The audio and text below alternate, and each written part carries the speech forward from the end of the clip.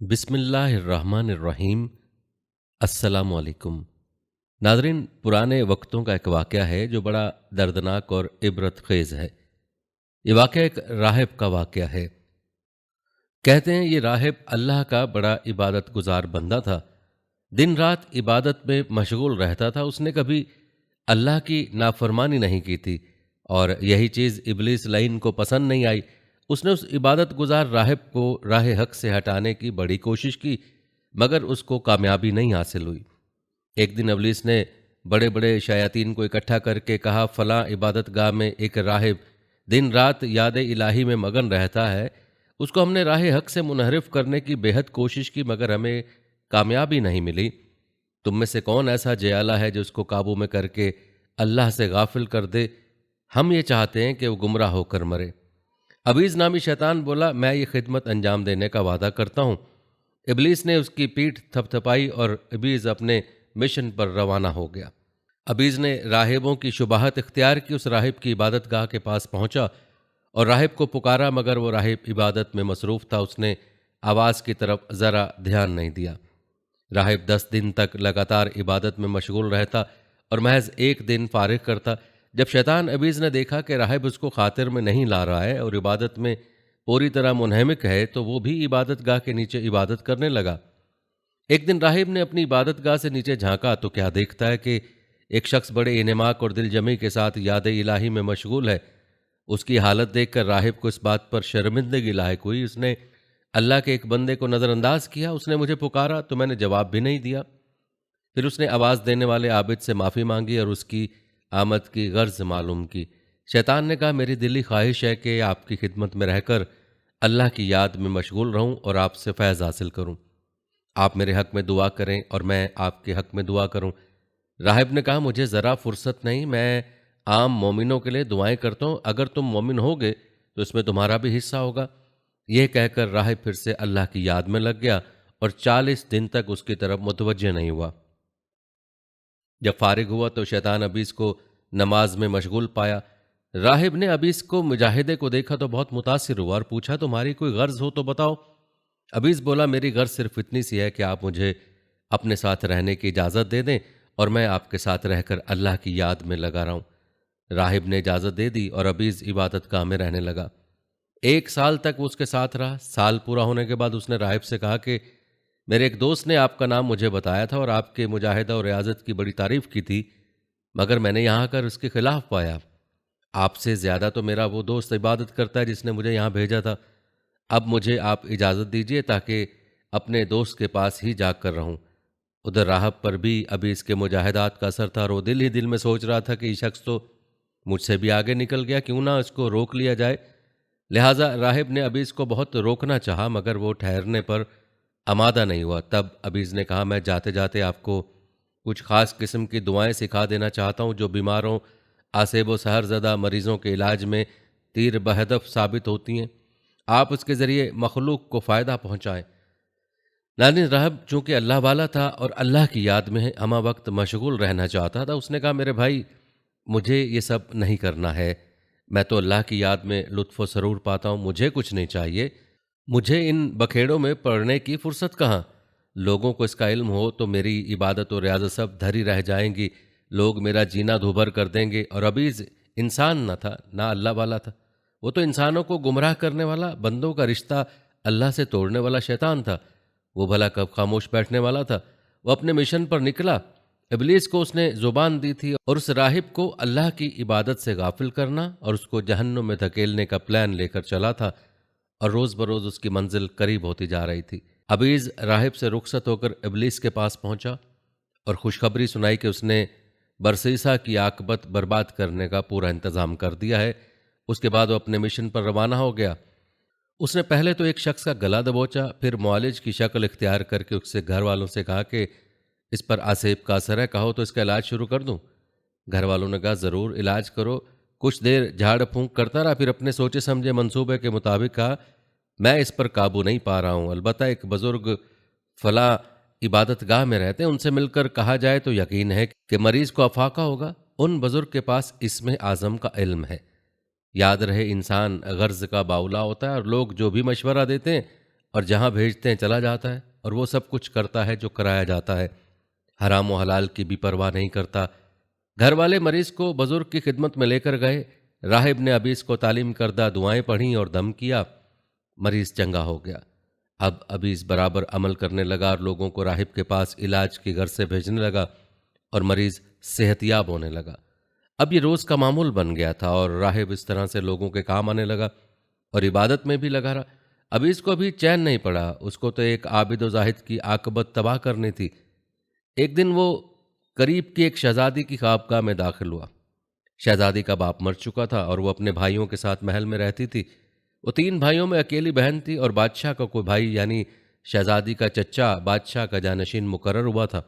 सब कुछ ठीक ठाक चल रहा था। एक दिन शहजादी यकायक रोने चिल्लाने लगी। उसकी हालत देखकर लोगों ने कहा इस पर आसेब का असर हो गया।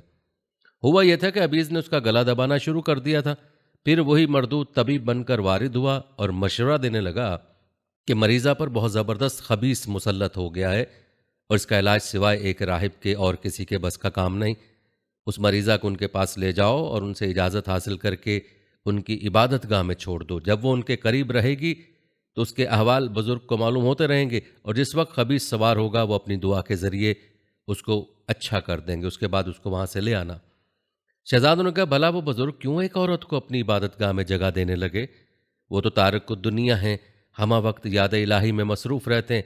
उनको क्या पड़ी? उन्हें किसी से क्या लेना देना? तुम कोई और मशवरा दो, कोई दूसरी राह दिखलाओ। हम तो वहाँ नहीं जाते।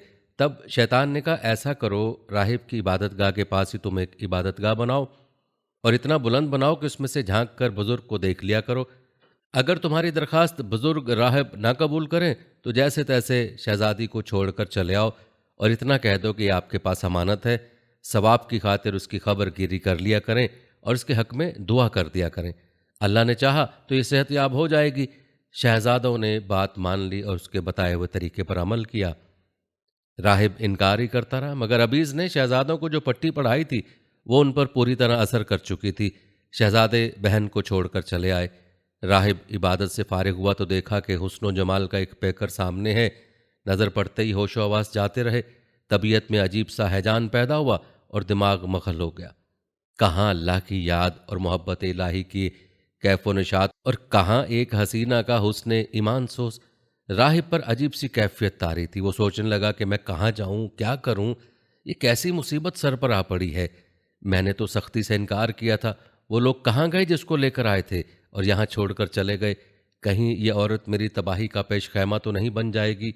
मैं सालहा साल से अपनी इबादत गाह में पड़ा याद इलाही में मसरूफ़ हूँ। मैं तो तारक दुनिया हूँ। मैंने रहबानियत का लिबादा ओढ़ रखा है। औरत, घर और बेटा बेटी ये सब क्या है? इस औरत से मेरा क्या रिश्ता? ये क्यों आई है? इसको तो महलों की रानी बनना चाहिए था। एक तारक दुनिया और राहिब की इबादत गाह में इसका क्या काम? राहिब इन्हीं ख्यालात में गुम था कि यकायक शहजादी ने जोर जोर से चीखना चिल्लाना शुरू कर दिया। किस्सा यह था कि शैतान ने आकर उसका गला दबाना शुरू कर दिया था। अबीज ने राहिब को ऐसे मौक़ों पर पढ़ने की जो दुआएं सिखाई थी उनका विर्द करने और दम करने लगा। थोड़ी ही देर में शहजादी को आराम मिल गया और उसके बाद राहिब फिर इबादत में मसरूफ़ हो गया। दोबारा फिर शैतान ने गला दबाना शुरू कर दिया और बेखबरी और बेहोशी के आलम में शहजादी का सतर भी खुल गया। शैतान ने राहिब के दिल में वसवसा डाला और बुरे काम की तरगीब दी और यह भी कहा कि मतलब बरारी कर लो और उसके बाद तौबा कर लेना। अल्लाह तौबा कबूल करने वाला है। नाज़रीन, यूं शैतान मरदूद ने एक अल्लाह वाले को तबाह कर डाला। राहिब तमाम तर एहतियात के बावजूद शैतान के फंदे में आ गया और वो काम कर डाला जिससे बचने के लिए उसने रहबानियत की ज़िंदगी इख्तियार की थी। दुनिया को तर्क किया था और गोशागीर हुआ था। वो सोचने लगा मुझे क्या हो गया, मैं कहाँ फंस गया। लेकिन अब तो वो शहजादी की जुल्फ़ों का असीर हो गया था और यूं आने जाने का एक सिलसिला कायम हो गया। यहाँ तक कि शहजादी को हमल भी करार पा गया। फिर मरदूद शैतान आया और राहिब से कहने लगा तुमने तो बड़ा गलत काम कर डाला। अगर ये तुम काम कर लो कि औरत को ठिकाने लगा दो और तौबा कर लो तो तुम साफ बच जाओगे। और जब उसके भाई आए और पूछें कि हमारी बहन का क्या हुआ तो कह देना शैतान जो उस पर सवार थे उठा ले गए, मैं उसको अपने अमल से न रोक सका। अब शैतान के कहने पर राहिब ने शहजादी को कत्ल किया और पहाड़ी पर ले जाकर दफन कर दिया। शैतान भी वहां अधम का रात की तारीकी में किसी को क्या खबर के पहाड़ी पर क्या हो रहा है।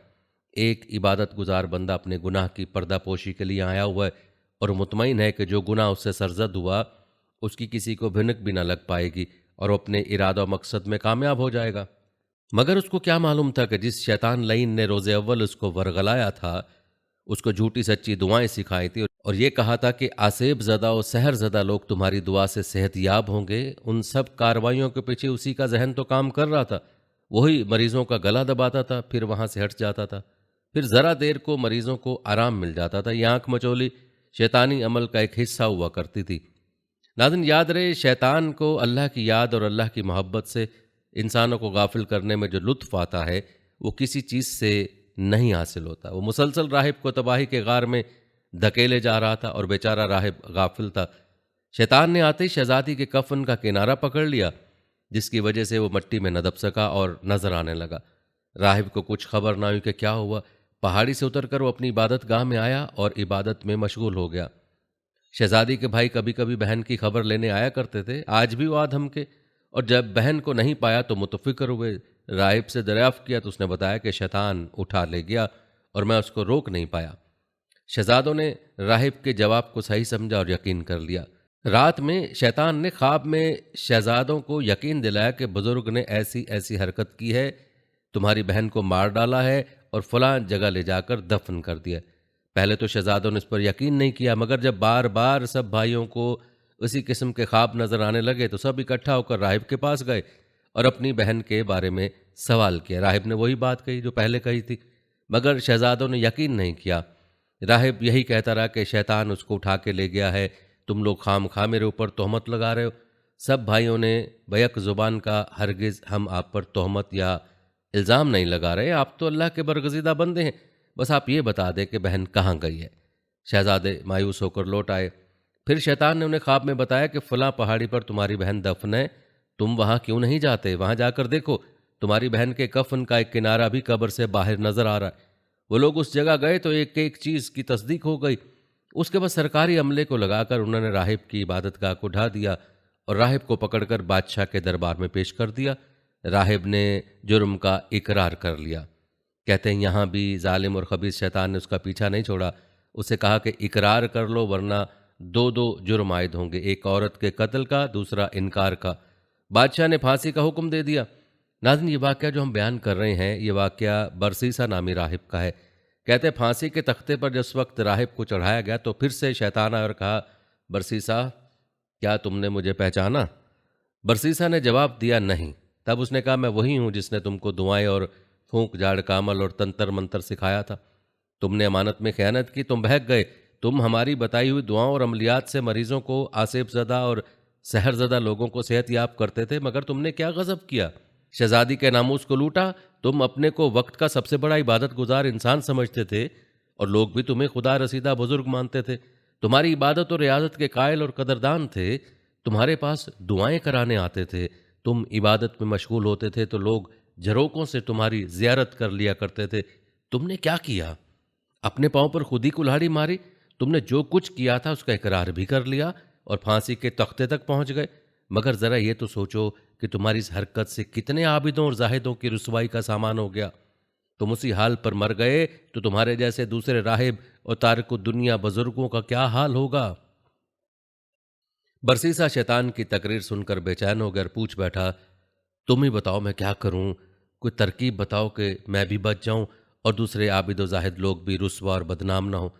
शैतान अब भी नहीं चूका, झट से बोला, मेरी मानो तो अब भी तुम्हें निजात मिल सकती है और अभी तुम्हें यहां से बाहिफाजत निकाल लूंगा। बरसीसा ने पूछा, वो तरकीब क्या है, बताओ तो सही। शैतान अबीज बोला, मुख्तसर सा काम करना होगा, तुम मुझे सजदा कर लो, मैं तुम्हें बचा लूंगा। कहते हैं वो राहिब जिसने इबादत और रियाजत में अपनी सारी उम्र खपा दी, शैतान के चकमे में आकर वो काम कर गया जो उसको किसी हालत में नहीं करना चाहिए था। राहिब ने शैतान को सजदा कर लिया।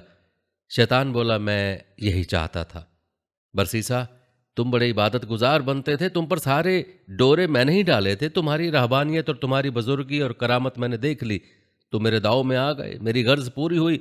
तुमको कुफ्र की वादी में धकेल कर मैं कितना खुश हूं। तुमको क्या बताऊं, तुम जहन्नुम में जाओ, अब तुमसे मेरी कोई गर्ज वाबस्ता नहीं, मेरा काम पूरा हो गया। अल अयाज बिल्ला। नाज़रीन, कमेंट सेक्शन में एक बार आउज़ु बिल्लाहि मिनश शैतानिर रजीम ज़रूर तहरीर कीजिएगा। अल्लाह ताला से दुआ है कि अल्लाह ताला हम सबको शैतान मरदूत के शर से महफूज रखे और हमारा ख़ात्मा ईमान पर फरमाए। आमीन या रब्बुल आलमीन। नाज़रीन, याद रखें, शैतान इंसान का अज़ली दुश्मन है। ख़ास तौर पर मोमिन और मुसलमान का उसकी यही कोशिश होती है किसी तरह से मोमिन के ईमान को नुकसान पहुंचाए।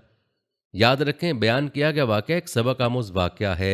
हर मुसलमान को गौर करना चाहिए कि किस तरह इबलीस ने पहले तो राहिब बरसीसा पर दाव चलाया, मगर जब कामयाबी नहीं मिली तो एक ज़बरदस्त शैतान अबीस को कुमान सपुर्द की और उसने बरसीसा के ईमान को और सारी उम्र की इबादत को तबाह करके छोड़ा। नाज़रीन, इस वाक़े से ये बात भी साबित होती है कि रहबानियत तमाम तर गुमराही है। अल्लाह के रसूल सल्लल्लाहु अलैहि वसल्लम का इरशाद है, इस्लाम में तर्क दुनिया की कोई गुंजाइश नहीं है। एक बात यह भी मालूम हुई कि झाड़ फूक और तंत्र मंतर का जो मुशरिकाना काफिराना तरीका है, इससे कामिल परहेज ज़रूरी है। इख्तिलात मर्द व ज़न गलत है। औरतों का बिला झिझक ढोंगी पीरों और पैसे के लालची आमिलों के पास जाना गलत है। यही बिगाड़ की असल जड़ है। शयातीन ऐसे ही मौक़ों की तलाश में रहते हैं और औरतों और मर्दों पर वार करते हैं, वरगलाते हैं और बर्बादी के गार में धकेल देते हैं। अल्लाह से दुआ है अल्लाह पाक हम सबको महफूज रखे, आमीन। नाज़रीन, आइए आपको शैतान की चालबाजियों से जुड़ा एक और वाक़या सुनाते हैं। कहते एक नेक शख्स ने लोगों को किसी दरख्त की पूजा करते देखा तो गुस्से से बेकाबू हो गया और घर से कुल्हाड़ी ली और गधे पर सवार होकर उस दरख्त को काटने की नीयत से रवाना हुआ। रास्ते में शैतान से मुलाकात हो गई। शैतान पूछने लगा, हज़रत कहाँ तशरीफ़ ले जा रहे हैं? उन साहब ने जवाब दिया, लोग एक दरख्त की पूजा करते हैं और मैंने उसको जड़ से काटने का इरादा कर लिया। शैतान ने कहा, आप कहाँ झगड़े में पड़ते हैं? जो मरदूद उसकी पूजा करते हैं खुद ही भुगतेंगे। बात बढ़ते बढ़ते दोनों में झगड़ा होने लगा और 3 मरतबा मारपीट हुई, लेकिन शैतान पर वो शख्स हर मरतबा गालिब आया। जब शैतान ने समझ लिया कि शख्स यूं काबू में आने वाला नहीं, तो एक दूसरी चाल चली और कहने लगा, आप इस काम को रहने दें, उसके बदले मैं रोज़ाना आपको 4 दिरहम दिया करूंगा, जो हर रोज़ सुबह के वक्त आपके बिस्तर के नीचे से मिला करेंगे। शैतान की ये चाल कामयाब हो गई। वो शख्स अपने घर वापस चला गया और रोज़ाना सुबह बिस्तर के नीचे से 4 दिरहम मिलने लगे। कुछ दिन तो ये सिलसिला चला, लेकिन फिर वही हाल। आहिस्ता आहिस्ता दिरहम मिलना बंद हो गए। जब इसी तरह कई दिन गुजर गए और कुछ ना मिला तो फिर गुस्सा आया और कुल्हाड़ी उठाई और दरख्त काटने चल दिया। रास्ते में दोबारा शैतान से मुलाकात हुई। शैतान फिर पूछने लगा, हज़रत कहाँ का इरादा है? उन साहब ने जवाब दिया, दरख्त काटने जा रहा हूँ जिसकी पूजा होती है। शैतान ने फिर कहा, आप कहाँ झगड़े में पड़ते हैं? छोड़िए, जो मरदूद उसकी पूजा करते हैं खुद ही भुगतेंगे। उन साहब ने इनकार कर दिया और कहा, अब तो ज़रूर काटूंगा, बिल्कुल भी नहीं छोड़ूंगा। शैतान ने मना किया, लेकिन ये साहब इसरार करते, लिहाजा दोबारा मुकाबला हुआ जिसमें उन साहब को शिकस्त हुई और शैतान ने उनको चित कर दिया। और फिर शैतान कहने लगा, बस मियाँ, अब ये काम तुम्हारे बस का नहीं, क्योंकि पहले तुम अल्लाह की रज़ा की खातिर दरख्त काटने जा रहे थे, लेकिन अब 4 दिरहम के लिए जा रहे हो, इसलिए अब तुम मुझे शिकस्त नहीं दे सकते, वरना पहले अगर मैं पूरा जोर भी लगा लेता तो तुमसे ना जीत सकता। अब एक कदम भी आगे बढ़ा तो खैर नहीं, गर्दन उड़ा दूंगा। मजबूरन उन साहब ने इस इरादे को तर्क कर दिया और घर वापस चले गए। नाज़रीन, आपने मुलाहजा किया कि जिस भले काम में नीयत अल्लाह को राज़ी करने की हो और दुनियावी नामो नमूद और रयाकारी का इस नीयत में ज़रा भी दखल ना हो, तो अमल होकर रहता है और शैतान अपना पूरा जोर लगाकर भी उस अमल को होने से नहीं रोक सकता। लेकिन जहाँ इस अमल में नीयत ख़राब हुई तो वहीं शैतान हम पर गालिब आ जाएगा, उस भले काम को होने से रोक देगा और नीयत की खराबी का गुनाह अलग मिलेगा। नाज़रीन, पहले भी जिक्र हो चुका कि शैतान इंसान का दुश्मन है और मुख्तलिफ चालों से इंसान को वरगलाने की कोशिश में लगा रहता है। शैतान इंसान को जहन्नुम में पहुंचाने के लिए क्या चाल इख्तियार करता है, आइए आपको कुरान व हदीस की रोशनी में शैतान की उन चालों के बारे में बताते हैं। नाज़रीन, शैतान की चालों में सबसे बड़ी चाल बंदों को कुफ्र व शिरक में मुब्तला करना है। जैसा कि अल्लाह ताला का फरमान है, उन यानी मुनाफिकों की मिसाल शैतान जैसी है, जो इंसान से कहता है कुफ्र कर, फिर जब वो कुफ्र करता है तो कहता है कि मैं तुझसे बरी ज़िम्मा हूँ, मैं तो अल्लाह रब्बुल आलमीन से डरता हूँ। इसी तरह सूरह निसा में अल्लाह ताला का फरमान है, ये मुशरिकीन अल्लाह को छोड़कर देवियों को पुकारते, हकीकत में वो सरकश शैतान को पुकार रहे होते हैं जिस पर अल्लाह ने लानत की है। नाज़रीन, याद रखें, शैतान ने ही बनु आदम के सामने शिर्क को खूबसूरत बनाकर पेश किया था और उन्हें वरगला कर अपने नापाक इरादों की तकमील में कामयाब हो गया था। इसका आगाज़ हज़रत नूह अलैहिस्सलाम की कौम के ज़माने से हुआ था, जब उन्होंने वद, सवा, यगूस, यऊक और नसर नामी बुतों की पूजा शुरू की। ये दरअसल उनकी कौम के बाद सुलह के नाम थे। जब वो फौत हो गए तो शैतान ने उनके दिलों में वसवसा डाला कि वो जिन मजलिसों में बैठा करते थे वहाँ तुम बुत गाड़ दो और उनका नाम वही रखो जो इन सुलह के थे। उन्होंने ऐसा ही किया, लेकिन उनकी पूजा ना की गई। फिर जब वो लोग मर गए और बुत गाड़ने की असल वजह के बाद में आने वाली नस्ल को पता न रहा, तो उनकी पूजा शुरू करा दी गई। नाज़रीन, इस तरह शैतान के वरगलाने पर ही बनु आदम में शिर्क का आगाज़ हुआ।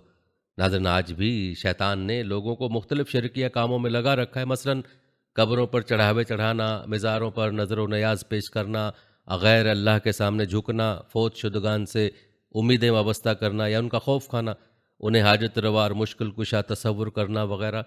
शैतान उन लोगों को सब्ज़ बाग दिखलाता है कि ये बुजुर्गान दीन जिनके नाम की तुम नज़र व नियाज देते हो और जिनकी कब्रों पर तुम देगें पकाते और लंगर तकसीम करते हो, ये क़यामत के रोज़ तुम्हारे काम आएंगे और तुम्हें अल्लाह के अजाब से छुड़ाएंगे वगैरह वगैरह। नाज़रीन, ये बहुत बड़ा शैतानी फितना है जिससे इंसानों को मुतंबे रहना चाहिए। नाज़रीन, शैतान की चालों में दूसरी बड़ी चाल गुनाहों और बुराइयों को मुज़य्यन करके पेश करना और उनकी तरफ दावत देना। जैसा कि अल्लाह ताला का फरमान है, उसने कहा, मेरे रब, चूंकि तूने मुझे वरगलाया है तो मैं भी दुनिया में लोगों को उनके गुनाह खुशनुमा करके दिखाऊंगा और उन सब को वरगला के छोड़ूंगा। हाँ, उनमें से तेरे चंद मुखलिस बंदे ही बचेंगे। चुनांचे उसने इसका आगाज़ खुद हज़रत आदम अलैहिस्सलाम से ही किया। वो आदम अलैहिस्सलाम और उनकी बीवी के पीछे लगा रहा, जिन्हें जन्नत में बसाने के बाद अल्लाह ताला ने एक दरख्त के करीब जाने से रोक दिया था। वो वसवसा पैदा करके और वरगला और बहकाकर मुख्तलिफ तरीक़ों से कोशिशें करता रहा, यहाँ तक कि उन्हें जन्नत से निकलवाने में कामयाब हो गया। जैसा कि अल्लाह ताला का फरमान है, चुनांचे शैतान ने उन दोनों को वरगलाया ताकि उनकी शर्मगाहें जो एक दूसरे से छुपाई गई थीं उन्हें उनके सामने खोल दे।